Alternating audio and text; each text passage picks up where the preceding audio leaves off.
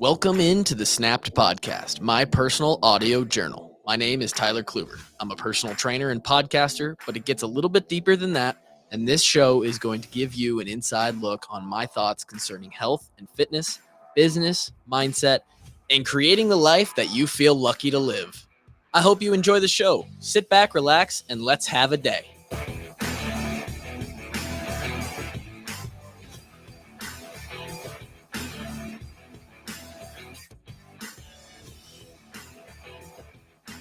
I am standing up today, standing at attention for y'all.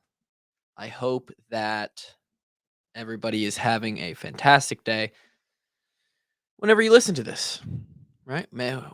Whether that be on the 26th of January 2022 when this comes out, in about 90 minutes from the time I started recording it, to, I don't know, maybe it's 2030. And you're just like, hey, I found this guy and I'm going to listen to his podcast, episode 63 or whatever this is. Yawning at the beginning. Okay. Man, today's going to be a weird one. I don't even know where it's going to go. I had a dream last night that I want to talk about. Also, for those watching the YouTube, there's a couple people who watch the YouTube now. One or two. We're talking literally just 2 or 3 people that occasionally jump on, give the YouTube a view. Thanks so much. Tyler Kluber on YouTube. You'll find it. I'm using a different software as a test run, beta run, to potentially then implement for the washed up walk-ons. So I'm using Restream. So this episode this week is more of it's a trial / test more than anything.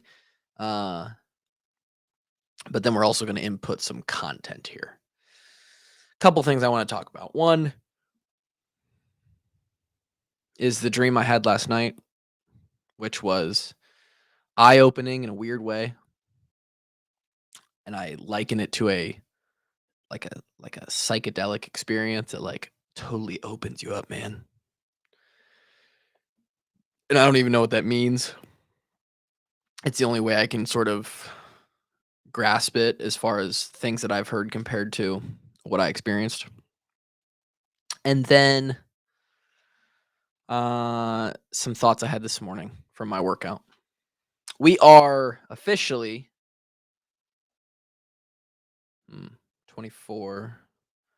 29 days away from the CrossFit Open. You guys have been on this journey with me for going on 5 months now. Maybe it's past 5 months. I think technically the episode where I said I'm going to be a CrossFit athlete was like in May or sometime around then. Man, I forgot when that was. It was pretty far back. I mean, we're working on a year now. Another yawn. Let's go. Respect to all the listeners. So this has been a year in the making. We are getting close to the actual CrossFit Open. I am very excited. I would go as far to say that my life, probably too much, is focused and revolved around the CrossFit Open right now. And we could get into a bunch of that as far as what I mean by that. But I mean, I'm waking up. I'm training 2+ hours a day. And over the course of the next 3 weeks before my deload week, we're going to be training upwards of 2.5 hours a day. We're spending minimum another half hour on body work every day. Body work meaning could be a variety of things. Could be stretching, could be rolling out, could be massage gun, could be hanging upside down, inversion,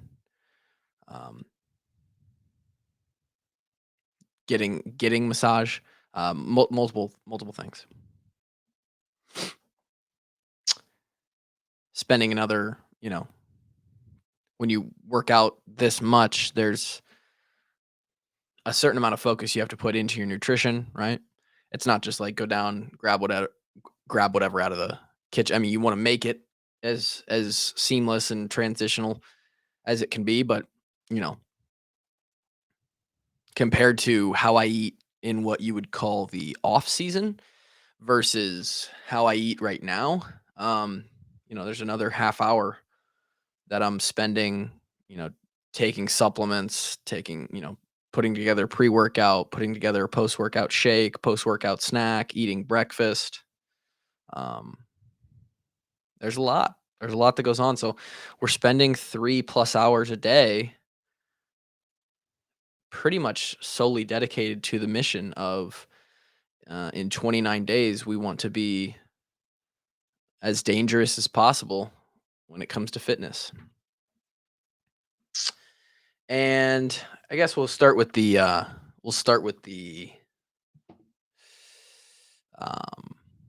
what my thoughts from this morning. I'm doing a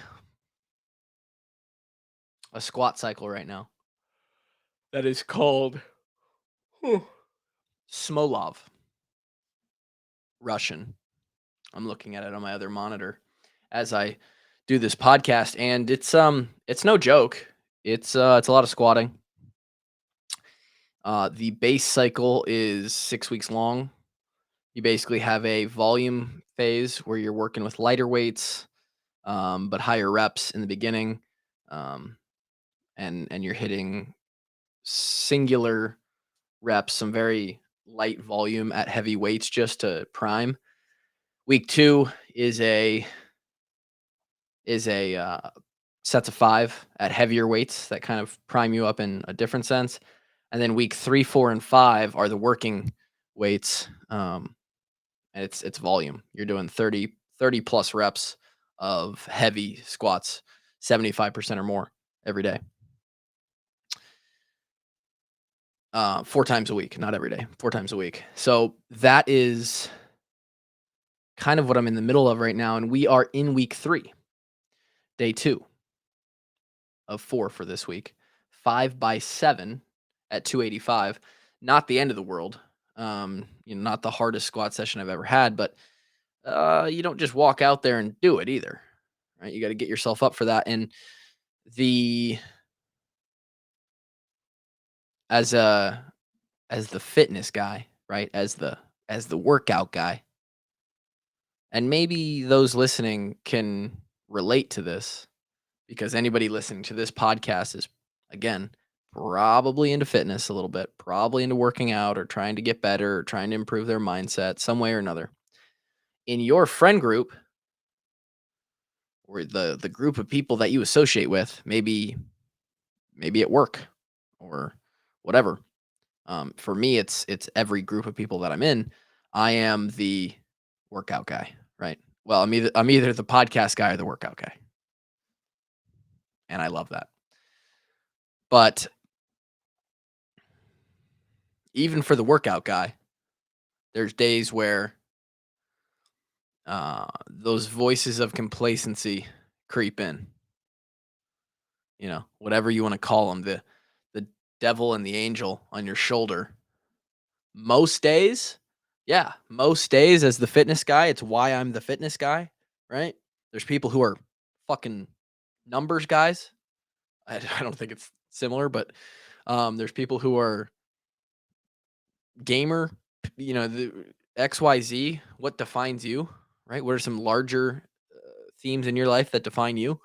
To be the fitness guy, like you kind of have to enjoy that, right? You like doing the work.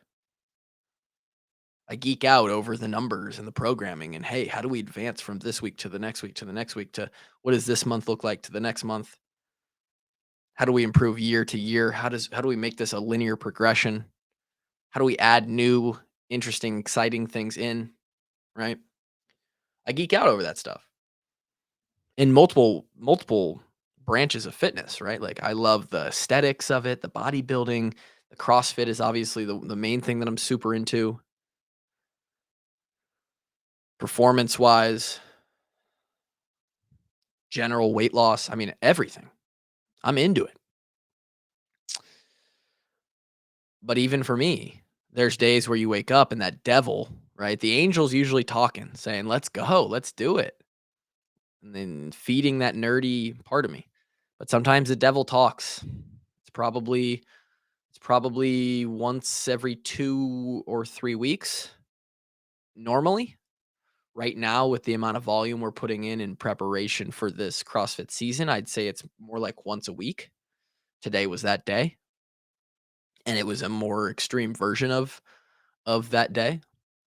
You wake up, the fucking blankets are warm, man. The bed is soft. For me, there is no and this makes it even a little bit worse. For me, there is no like gotta get to work, gotta go clock in. And I would never change that, right? I will fight every day of my life to have the freedom of career and income and freedom of lifestyle that I have.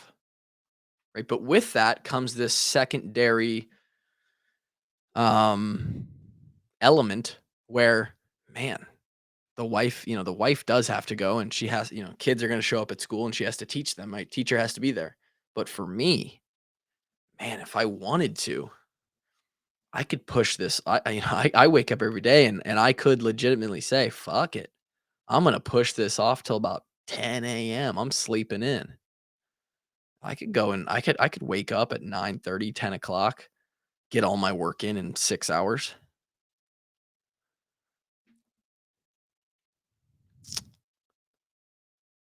But obviously that wouldn't be the most efficient. We wouldn't get the most done. We definitely wouldn't be able to work out as much as I do. We wouldn't be able to withhold the standard of fitness that I'm trying to withhold, do as much as I can to advance the brand and the fucking strength and the all everything I do, right?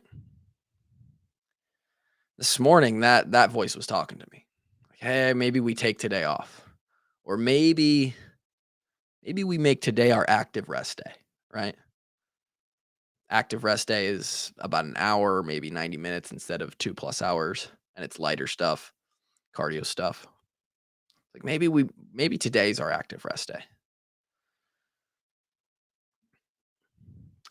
And I don't know what I can't tell you what it has to be inside of you because I think it's different for everybody. What it has to be to make you make that decision that no, I'm not giving in to this voice. I'm not giving into the softness, the weakness. I don't want to go squat. I don't want to go do this conditioning piece, but I'm gonna go do it anyway. Not to mention, man, it's my watch currently says 3 degrees outside. This morning when we woke up, it said -6. I work out in the garage. I squat in the garage. I'm fortunate enough to have a little bit of area downstairs in the basement where the bike sits and I can do some stuff with a dumbbell. I can do burpees. I have enough room to do a lot of stuff down there, but if I'm throwing around weights, it has to be done in the garage. And that's what today was. Tights are on, sweats are on, sweatpants, hat, hoodie up. Don't want to be there.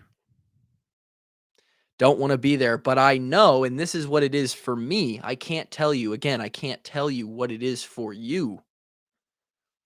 But for me, I know at the top of all things that I trust in my programming, my own personal programming, how I have set up uh, the total amount of volume exercise that I do in a week, how I've set up the progression of what I'm doing, right?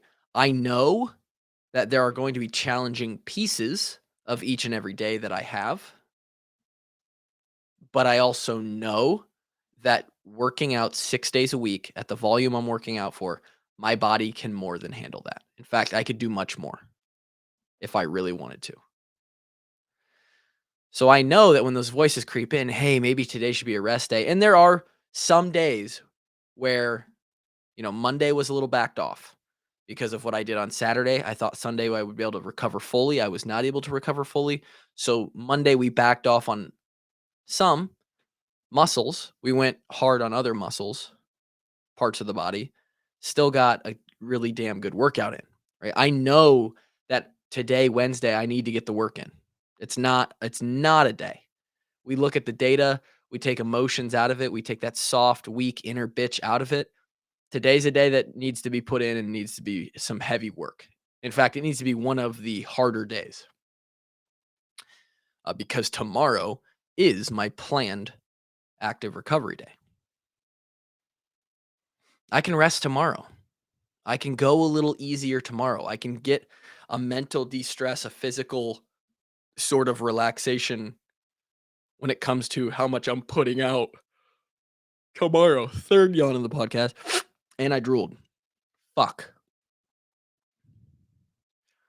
I don't know what it is for you, but for me, I trust the programming, right? Trust yourself, trust the plan that you've put in place, and realize that now because you've put that plan in place, and it's something that I use with my one-on-one clients, right? Planning, having a visual or at least a structural idea in your mind of what your day looks like, what your workout looks like, maybe what your work at your career looks like, what you have to do that day. When you have a plan, when you've set it in place, now there's something to base what actually happens off of, right? There's what we planned for Wednesday to look like. And I've got a fucking notebook right here outside of, like all these are work stuff that I need to get done. One of those lines is morning squat and cardio session, right? There's another 6 or 7 lines of work that I have to get done. That's what I planned for Wednesday. But when the clock strikes midnight and it now turns to Thursday for tomorrow and we look back on today, what did Wednesday actually look like? What was actually a part of that 24 hours?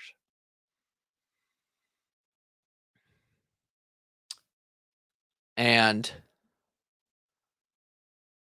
when you have a preset plan for those 24 hours, you're much more likely to get what you want to get done instead of just, hey, we'll rock into these 24 hours and just whatever happens, happens.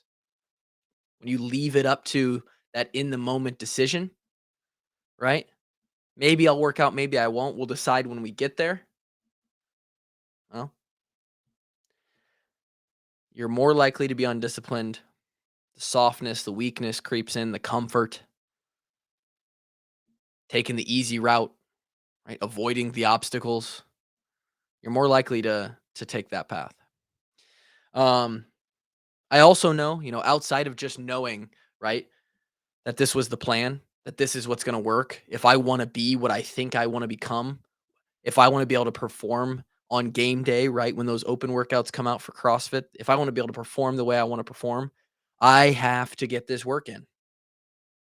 Not only that, I know that this week specifically on the strength side of things, I'm not going to be home on Saturday when I need to do my final set of squats this week. And I might not be able to get them done at the gym that I'm working out in this weekend. So I might already be handicapped.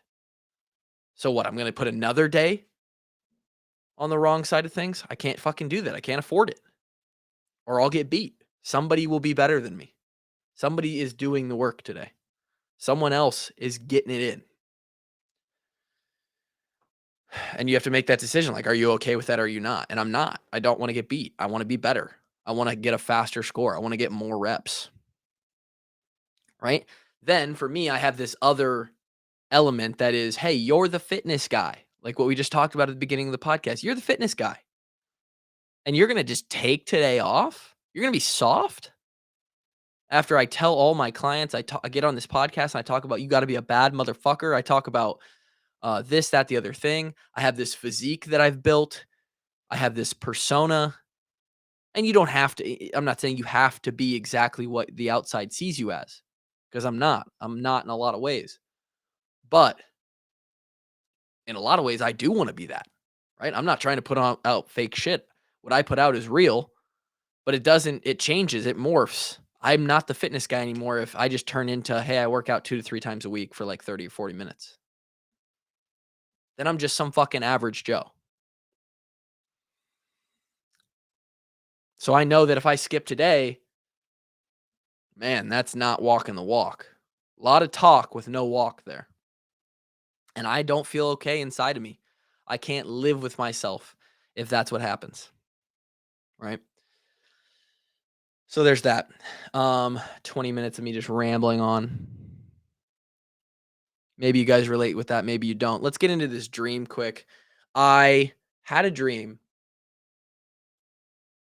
How fitting. Martin Luther King Day was last week. I have a dream. I had a dream. I had a dream last night.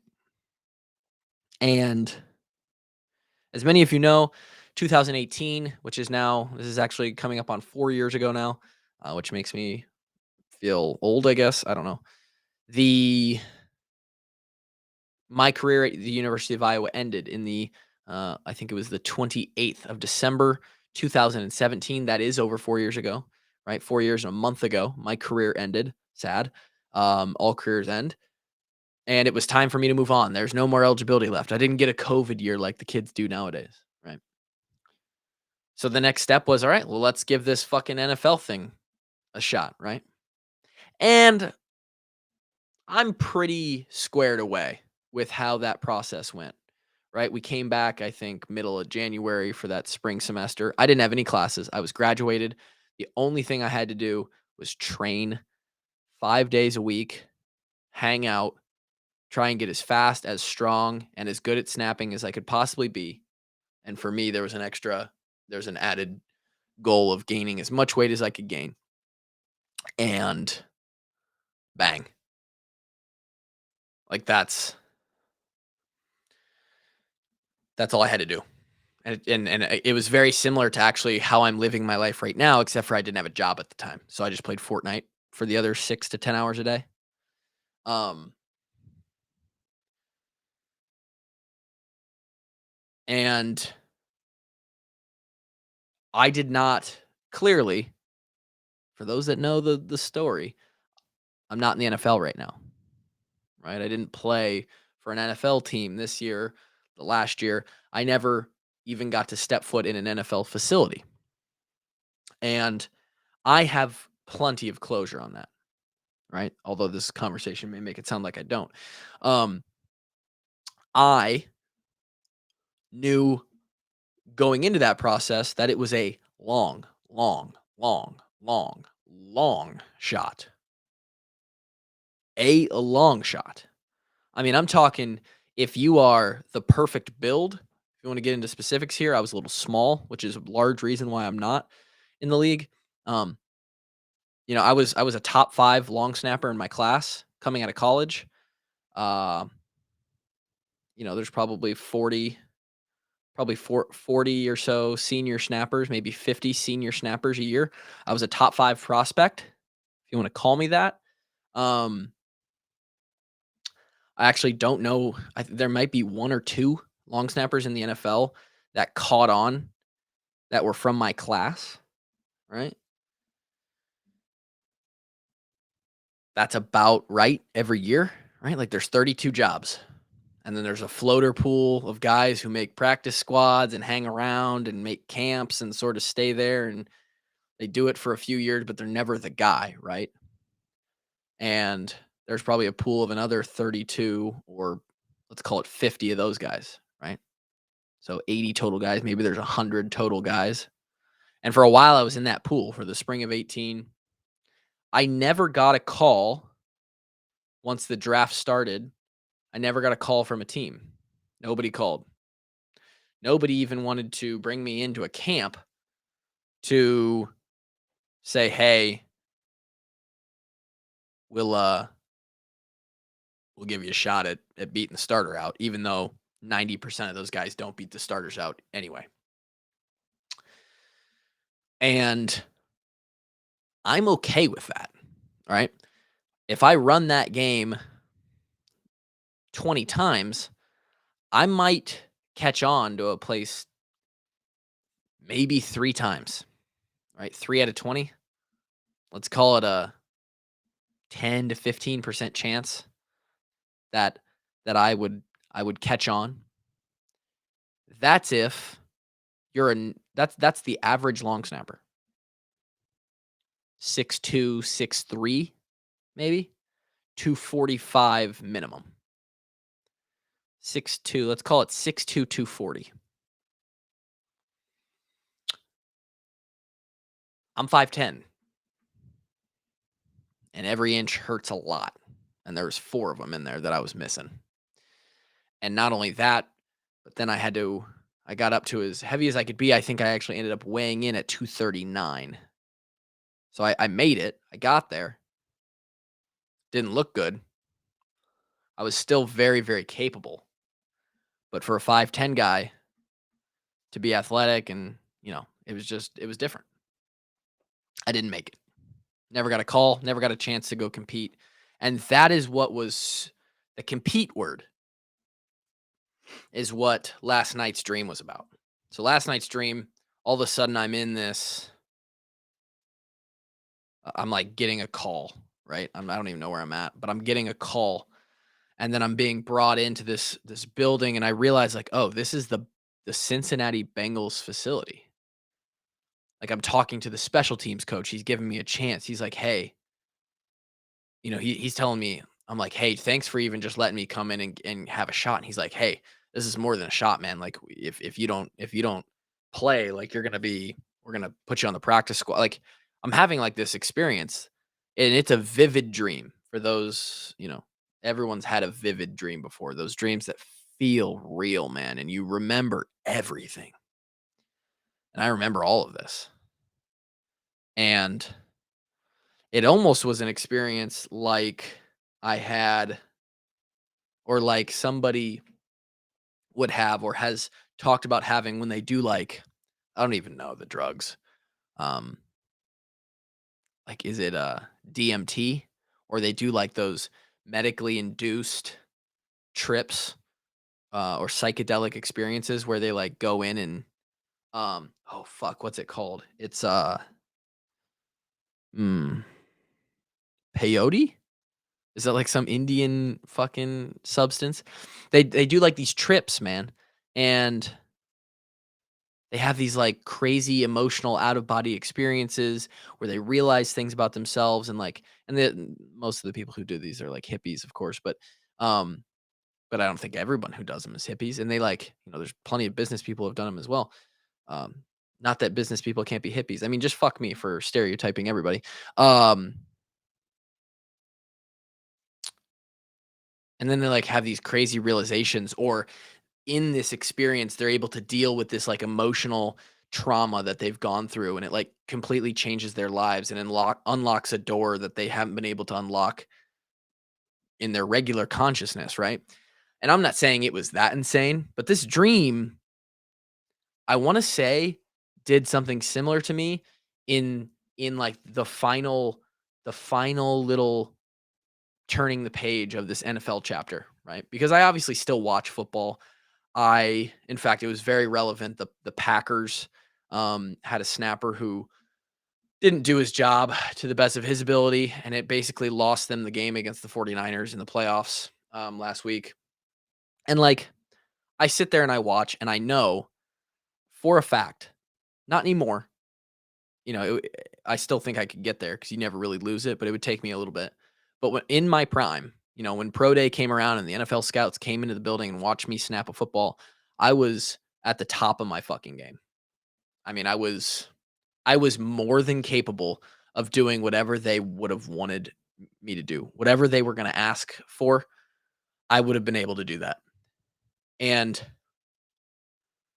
uh because I never got that chance to go in and compete and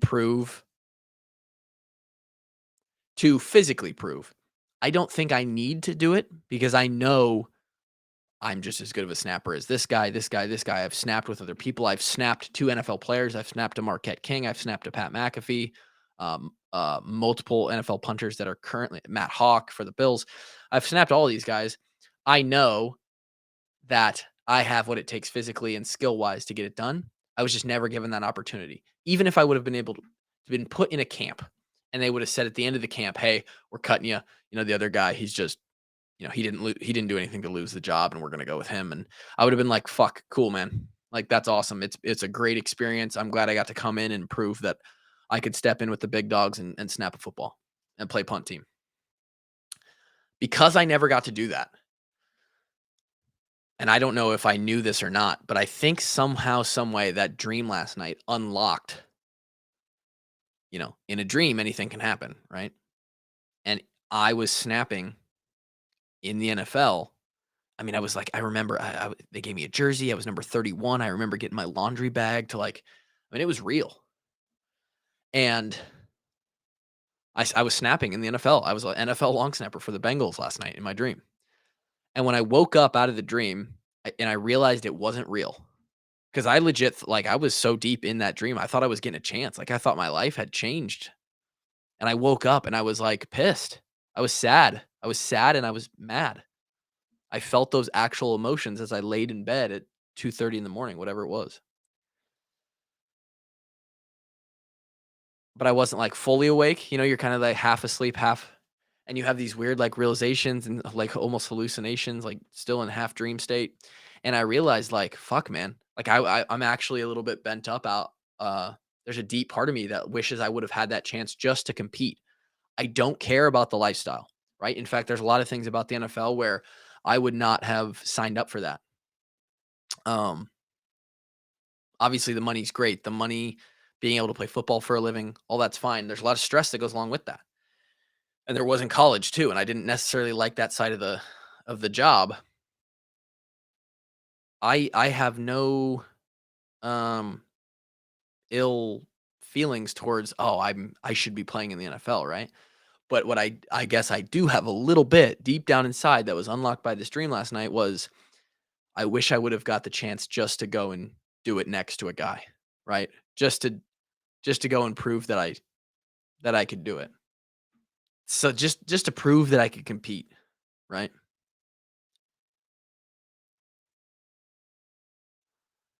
It was weird.